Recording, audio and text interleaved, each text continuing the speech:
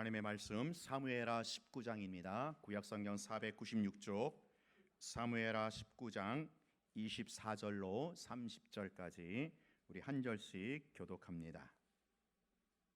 사울의 손자 무비보셋이 내려와 왕을 맞으니 그는 왕이 떠난 날부터 평안히 돌아오는 날까지 그의 발을 맵시에 내지 아니하며 그의 수염을 깎지 아니하며 옷을 빨지 아니하였더라.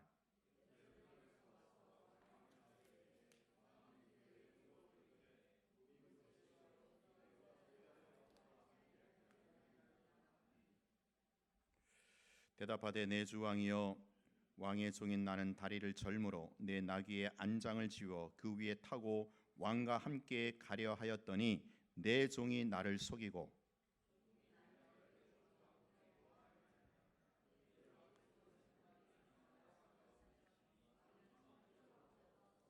내 아버지의 온 집이 내 주 왕 앞에서는 다만 죽을 사람이 되지 아니하였나이까. 그러나 종을 왕의 상에서 음식 먹는 자 가운데 두셨사오니 내게 아직 무슨 공의가 있어서 다시 왕께 부르짖을 수 있사오리까 하니라.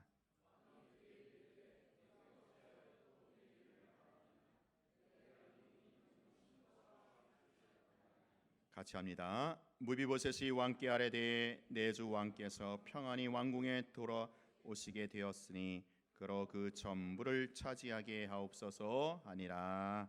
아멘. 설교를 준비하면서 아주 예전에 우리 아이들이 어릴 적에 생각이 났습니다. 저희 아이들이 6살, 7살 때 일인데 한창 미운 나이라고 하지 않습니까?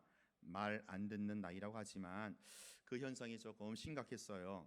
평소에 그렇지 않던 아이가 유치원에도 안 가고 생떼도 쓰고 자기 분도 이기지 못하는, 그래서 좀 내심 걱정이 될 정도였습니다. 급기야 이제 병원에 가서 상담을 받게 됐는데 의사 선생님은 심각한 것은 아니지만 그래도 좀 부모가 신경을 써야 한다, 그런 신신당부가 있었습니다. 사실 당시 저희 아내도 직장 생활을 하고 있었기 때문에 아이들은 우리 할머니, 그러니까 저희 어머니죠, 할머니 손에서 자랐습니다. 저나 아내나 아이들과 함께할 시간이 많이 부족했고 미안한 상태에 있었습니다. 아무튼 며칠 동안 저는 매우 힘들었던 나날을 보냈는데 그 당시 저에게 큰 힘과 위로가 되었던 그런 사람들이 주변에 있었습니다. 주변에서 여러 사람들의 위로와 격려가 있었던 겁니다. 제가 당시 자녀 교육의 어려움을 우리 당시 성경 공부하던 우리 식구들, 그러니까 주로 이제 아줌마 엄마 집사님들인데 그들에게 털어놓았습니다. 그래서 함께 기도하면서 어떤 집사님은 저에게 친절하게 조언도 해주셨습니다. 아무래도 이 자녀 교육에 있어서는 저보다 훨씬 연장자이고 선배이지 않겠습니까? 당시 그분들의 기도와 조언이 얼마나 위로가 됐고 격려가 되었는지 몰라요. 또한 함께 제자 훈련에 임했던 청년들에게도 저의 어려움을 토설하고 같이 기도의 질문을 나누기도 했습니다. 그러면서 우리 청년들이 여러 가지 격려와 위로의 말로 저를 또 용기를 줬습니다. 목사님 힘내십시오. 우리가 같이 기도로 나아가겠습니다. 여러분, 공경에 빠져 있는 사람에게 그 어떤 사람들을 통한 위로가, 격려가 얼마나 큰 힘이 되는지 모릅니다.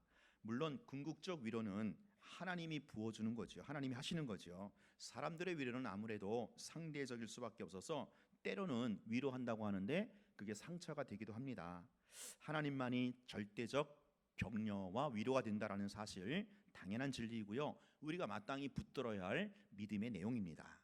그러나 그리할지라도 우리는 여전히 사람들의 위로와 격려가 필요한 그런 존재라는 거죠. 우리 중에 어느 누구도 다른 사람들의 도움이 없이 나 혼자 하나님 앞에서 문제를 해결할 수 있을 만큼 그렇게 잘난 사람 아무도 없습니다. 여러분 그렇지 않습니까? 신앙은 하나님과 나와의 1:1 문제다, 사람들의 도움은 필요 없다, 사람을 의지해서는 안 된다. 여러분 꼭 그렇지만은 않습니다. 이거 조금 위험한 말상이고요, 어쩌면 교만한 믿음의 이면인지도 모릅니다. 우리는요 서로가 위로와 도움이 필요한 그런 존재라는 거예요. 어느 누구도 하나님 앞에서 독불장군처럼 살 수가 없습니다.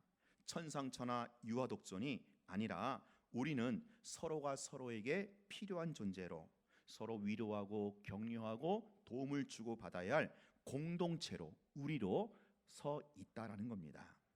결국 하나님의 위로와 도움도 하늘에서 이렇게 뚝 떨어지는 것이 아니잖아요. 주변에 있는 사람들을 통해서 또는 전혀 예상치 못한 그런 사람들을 통해서 하나님의 위로와 격려가 주어지는 것이 아니겠습니까? 여기 있는 양 목사도 위로와 격려가 필요합니다. 제가 그렇게 잘난 사람이 아니에요. 여러분 저도 많이 격려해 주시고 위로해 주시기를 바랍니다. 네. 오늘 본문은요, 다윗이 예루살렘으로 황궁하는 여정에서 무비보셋을 만나는 장면이에요. 이 무비보셋은요, 전에도 다윗과 인연이 있었던 그런 구면이죠. 이 무비보셋은 쩔뚝발이죠. 예전에 그 전쟁통에 난리통에 이렇게 피신 가다가 떨어져 가지고 다리를 어릴 적부터 절었던 그런 인물입니다. 사울의 손자이고 요나단의 아들이죠. 이 다윗이 요나단과의 우정을 생각해서 이 무비보셋을 자기 아들처럼 키웠던 그런 사람이 바로 이 무비보셋입니다. 자, 오늘 24절을 읽겠습니다. 우리 24절 시작. 사울의 손자 무비보셋이 내려와 왕을 맞으니 그는 왕이 떠난 날부터 평안히 돌아온 날까지 그의 발을 맵시내지 아니하며 그의 수염을 깎지 아니하며 옷을 빨지 아니하였더라. 자, 이게 무슨 말입니까? 지금 배경이 뭐냐면 다윗이 예루살렘으로 다시 이제 이렇게 황궁하는 돌아오는 그런 여정이죠. 자, 그런데 지난번에 이제 압살롬이 반역하고 쿠데타 일으켰을 때 다윗이 이제 예루살렘을 떠날 수밖에 없잖아요. 피신할 때 그때 다윗을 같이 따라 나온 일행들이 소수가 있었어요. 그러니까 이제 쿠데타 일으킨 압살롬 편에 서지 않고 끝까지 나는 다윗을 따르겠다. 그래서 나섰던 그런 소수의 무리가 있었지요. 그 중에 한 명이 누구냐면 시바라는 사람이 있어요. 시바. 이름이 시시예요. 시시. 시바. 근데 얘가 이제 나중에 알고 보니까 상당히 질이 안 좋은 야비한 사람이다라는 것이 나중에 이제 들통이 났습니다. 이 시바가 다윗에게 뭐라고 했는가 하면 지금 자기가 이제 압살롬 편에 서지 않고 지금 다윗과 함께 피신가는 다윗과 함께 다윗 편에 서겠다. 근데 이제 자기가 주인으로 모셨던 그 무비보셋은 압살롬 편에 서가지고 거기 찰싹 붙어갖고 자기랑 같이 따라 나오지 않았다. 그랬던 인물이 바로 이 시바예요. 자, 그래서 오늘 다윗이 이 무비보셋에게 뭐라고 합니까? 예전에 그 시바의 말을 기억하고 25절 보면 왕이 그에게 물어 이르되 무비보셋이여 네가 어찌하여 나와 함께 가지 아니하였더냐 이렇게 묻고 있잖아요. 이게 지금 다윗이 따진다기보다는 지금 자초지종을 한번 확인하는 것이다라고 할 수 있지요. 자, 무비보셋 너 왜 그때 시바랑 같이 나랑 같이 나를 따라오지 않았느냐 이렇게 묻는 거예요. 아마도 다윗은 굉장히 섭섭했을 것이에요. 어쩌면 이제 배신감마저 느꼈을지도 몰라요. 왜 그래요? 여러분 다윗이 무비보셋을 어떻게 대했다고요? 요나단을 생각해서라도 자기 아들처럼 여기고 그때 왕이었던 다윗이 임금과 같이 겸상을 하게 했던 인물이 바로 이 무비보셋이었어요. 그렇게까지 선대하고 후대해 주었던 무비보셋이었는데 과연 시바의 말대로라면 다윗이 얼마나 배신감을 갖겠습니까? 자, 근데 오늘 이 무비보셋의 이야기 자초지종을 가만히 들어보니까 글쎄 이 시바가 거짓말을 한 거예요. 시바의 말이 모함이라는 것이 이제 들통이 난 겁니다. 오히려 시바라는 인간이 야비한 사람으로 판명이 난 거지요. 여러분 진실이 뭡니까? 무비보셋이 그동안 어떻게 지냈다고요? 그런 다윗이 떠난 날부터 발을 맵시내지 않고 수염을 깎지 않고 옷을 빨지 않았다라는 거예요. 무슨 뜻입니까? 자기는 일편단심 다윗 왕을 향한 절개로 충성으로 지냈다라는 거예요. 자기가 비록 다윗과 함께 그 피신 가지 못하고 예루살렘에 남아 있지만 자기는 반역을 일으킨 압살롬 편에 서지 않고 오직 나의 주군이었던 다윗 왕만 섬겼다라고 그렇게 자기 충성과 절개를 고백하고 있는 겁니다. 사실 무비보셋이 자기 종 시바와 함께 예루살렘 성을 떠나지 못한 것은 왜 그래요? 그가 이제 불구자기 때문에 그랬던 거지요. 다리를 절었기 때문에 그것을 시바가 이 약점을 이용해서 오히려 무비보셋을 모함하고 자기만 홀랑 빠져나오면서 그렇게 다윗에게 거짓말을 했던 겁니다. 여러분, 지금 다윗이 예루살렘 성으로 황궁을 하면서 지금 이 무비봇을 만나갖고 이제 결국 이제 자초지정을 확인하고 진실을 확인했을 때, 이때 다윗의 마음이 얼마나 위로가 되고 얼마나 격려가 되었겠어요. 지금 다윗과 그의 일행이 예루살렘으로 황궁을 한다고 하지만 이건 뭐 금이 환영도 아니고 압살롬의 반역으로 쑥대밭이 된 고향으로 돌아가는 셈이에요. 압살롬의 반역을 진압을 하고 전쟁에서 승리는 했다고 하지만 자기 아들 압살롬을 잃고 마는 상처뿐인 영광을 안고 지금 예루살렘으로 돌아오는 거거든요. 더군다나 지금 다윗이 돌아오는 예루살렘, 그 성이 어떤 곳이었습니까? 압살롬 편에 서갖고 다윗을 배반했던 그런 자들의 소굴이었습니다. 압살롬이 쿠데타를 일으켜서 정권을 잡으니까 모두 다 다윗을 다 대신 때리고 압살롬 편에 섰던 그런 자들의 소굴이 바로 지금 다윗이 돌아가고 있는 예루살렘 성읍이었다라는 거지요. 그래서 아마 무비보셋도 그런 사람 중에 한 사람인 줄 알았던 겁니다. 그동안 다윗이. 자, 근데 나중에 알고 보니까 그렇게 배신의 늪 속에서도 한 줄기 절개를 지키고 있는 소나무가 독야청청 서 있더라는 거예요. 마치 쓰레기 더미에서 한 송이 장미꽃이 홀로 펴 있듯이 그런 인물로 무비보셋을 발견한 것입니다. 그러니 다윗이 얼마나 위로가 되고 얼마나 격려가 됐겠어요. 사랑하는 여러분, 오늘 여러분의 생의 길목에서는 이런 무비보셋 같은 인물이 있는지요? 여러분과의 의리를 절대로 변치 아니하고 끝까지 신뢰를 보내주는 그런 사람이 여러분 주변에 계시는지요? 다른 사람에게 한눈 팔지 않고 나만 쳐다보고 있는 그런 무비보셋 같은 인물이 있는지요? 아니, 여러분 자신이 다른 사람에게 무비보셋 같은 사람이 되고 있는지요? 내가 끝까지 신뢰를 보내주고 끝까지 믿어주며 끝까지 사랑하며 섬기고 있습니까? 오늘 여러분의 인생 골목에서 이런 무비보셋 같은 사람이 많이 여러분 곁에 있기를, 그런 만남의 복이 있기를 주님의 이름으로 축복합니다. 아니, 여러분이 먼저 무비보셋이 되어서, 내가 먼저 무비보셋이 되었고 그런 사람이 되어서 다른 사람을 향하여 끝까지 신뢰해주고 의리를 지키며 충성과 절기를 지키는 그런 관계가 될 수 있기를 바라요. 우리 모두가 서로가 무비보셋이 되어서 서로에게 위로와 격려가 되었으면 좋겠습니다. 우리 옆에 계신 분하고 이렇게 한번 인사해 보세요. 제가 먼저 무비보셋이 되겠습니다. 제가 먼저 무비보셋이 되겠습니다. 네, 여러분 계속해서 나오는 이 무비보셋의 고백을 보세요. 27절에 보니까 내 주 왕께서는 하나님의 사자와 같으시니 왕의 처분대로 하옵소서. 자, 무비보셋은요 지금까지 자초지종을 다 밝힌 다음에 결코 그것을 자기의 의로움, 자기의 공로로 내세우지 않습니다. 변명으로 일관하지 않는 거예요. 내가 이렇게 저렇게 절개와 충성을 지켰으니 고놈의 시바가 중간에서 나를 모함한 것입니다. 고놈의 시바를 복수의 칼로 내려 주옵소서. 그러지 않았어요. 그죠? 죽은 대신은 다윗 왕의 처분만 내가 기다리겠습니다. 자, 그리고 나서 하는 말이 뭡니까? 28절 우리 같이 한번 읽어볼까요? 28절 시작. 내 아버지의 온 집이 내 주 왕 앞에서는 다만 죽을 사람이 되지 아니하였나이까. 그러나 종을 왕의 상에서 음식 먹는 자 가운데 두셨사오니 내게 아직 무슨 공의가 있어서 다시 왕께 부르짖을 수 있사오리까. 예, 지금 자초지정을 통해서 자기의 의로움을 밝혔는지 모르지만 예전에 자기에게 베풀어 주신 그 엄청난 은혜를 생각하면 자기는 지금도 할 말이 없다라는 거예요. 그저 왕의 처분대로만 하옵소서 그러는 겁니다. 여러분, 이 무비보셋이 어떤 인생을 살았습니까? 이스라엘의 실패한 왕 사울의 손자로서 사울이 죽을 때 같이 죽어 마땅한 사울의 집안, 사울의 씨였어요. 근데 다윗이 요나단을 생각해서 이 무비보셋을 자기 아들 양자로 삼고 그와 함께 겸상까지 나누는 엄청난 선대를 베풀었잖아요.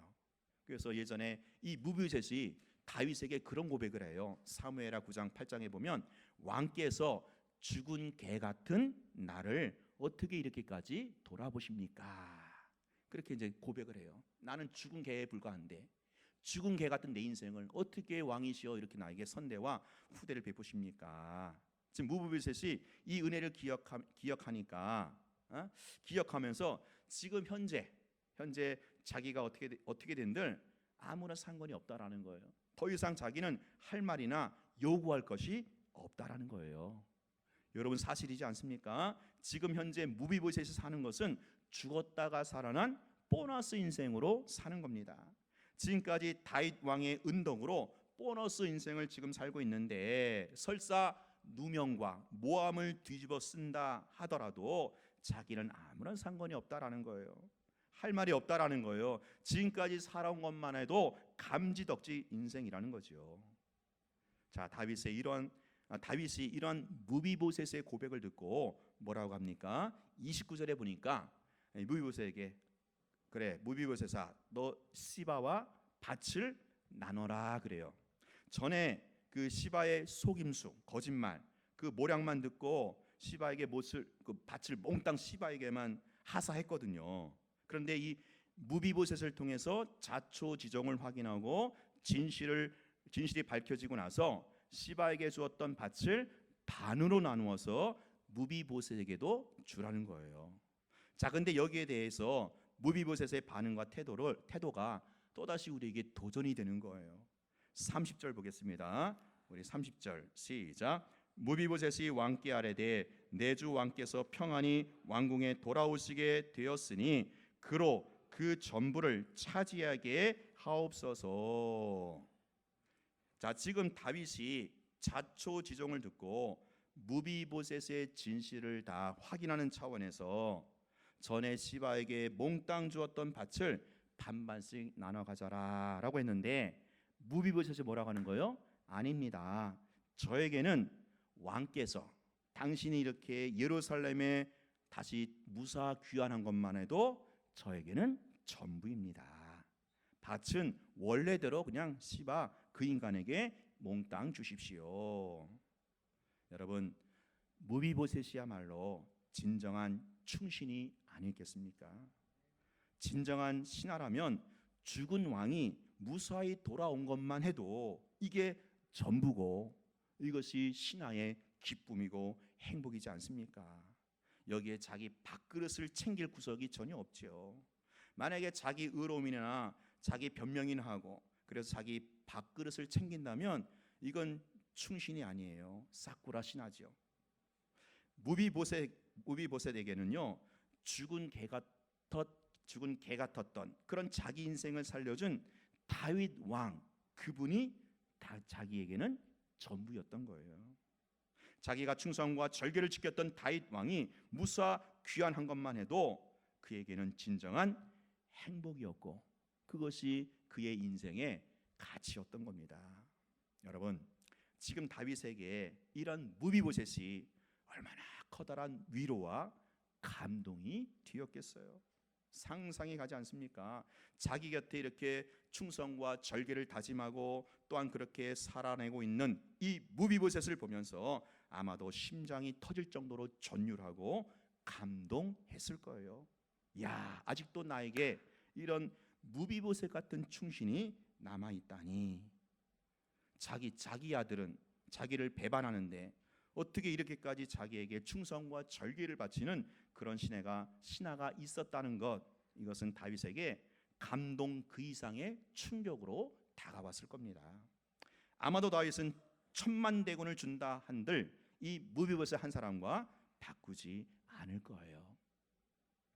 사랑하는 우리 성도 여러분, 저는 오늘 새해 첫 주일 맞이해서 이 시간에 여러분에게 이런 도전을 던지고 싶어요. 새해에는 우리가 하나님의 언약의 파트너로서 하나님과의 관계에 있어서 우리가 우리 쪽에서 먼저 하나님께 한번 감동을 드려봤으면 좋겠다라는 거예요.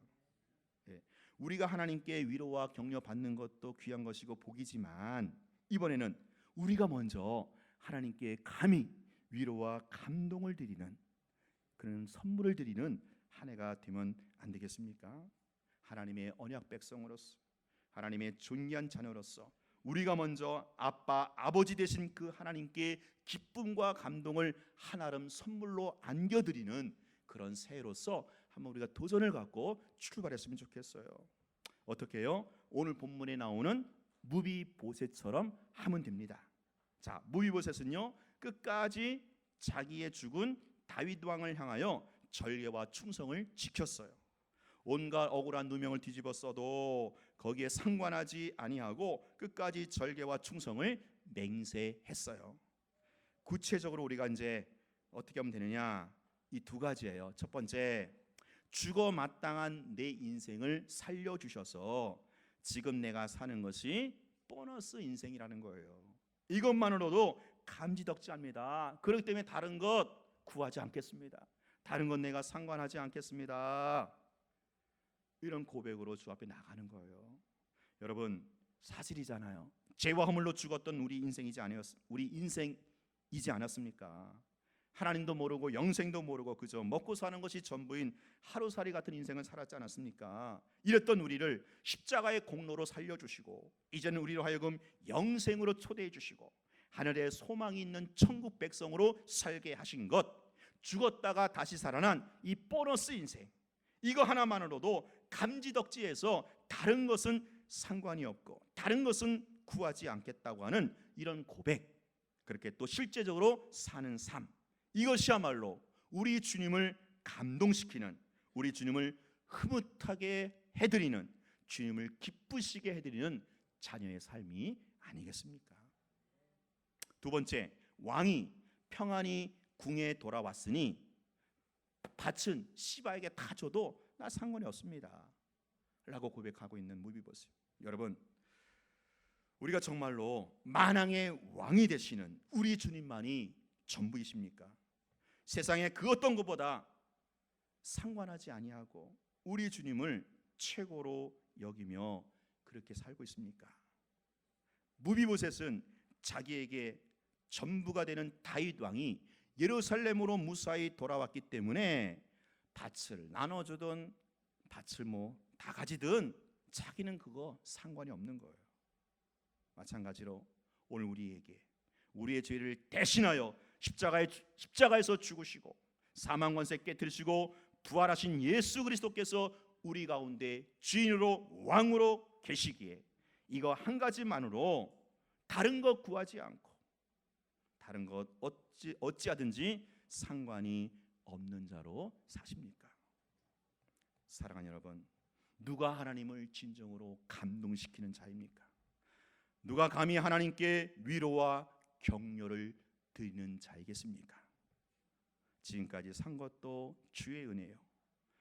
지금 나는 보너스 인생을 살기 때문에 그 모든 것이 감사하고 감지덕지해서 이후에 나에게 그 어떤 것이 있더라도 나는 상관하지 않겠습니다. 예수 믿고 나서 아무런 콩국물이 떨어지지 않더라 하더라도 나는 그 관계 없습니다. 왜? 죽었다가 살아난 보너스 인생이기에. 원래 죽은 개 같은 인생이었는데 지금은 하나님 나라의 존귀한 백성으로 하나님의 거룩한 자녀로 살고 있기 때문에 그렇다라는 거죠.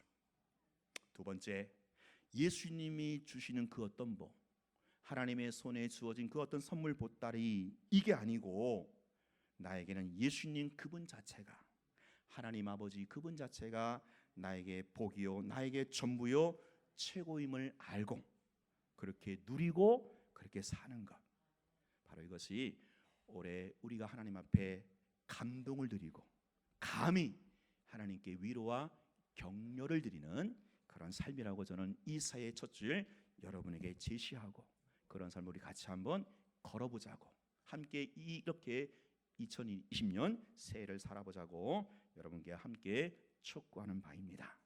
우리 시간 같이 기도하겠습니다. 합심해서 기도할 때, 하나님, 인생의 골목을 지나면서 내가 먼저 다른 사람에게 무비보셋 같은 사람이 되겠습니다. 다른 사람에게 위로와 격려가 되는 인생으로 존재하겠습니다. 아니, 이번에는 하나님을 감동시키는, 감히 하나님께 위로와 격려를 드리는 그런 인생이 되겠습니다. 여호와 하나님 당신만이 나의 전부요 최고이게 그 어떤 것 다른 것 상관하지 아니하고 주 안에서 기뻐하며 만족하며 즐거워함으로 하나님께 진정한 감동과 위로와 격려를 드리는 그런 인생을 살아가겠습니다. 다 함께 주여 한번 외쳐버리고 기도하겠습니다. 주여.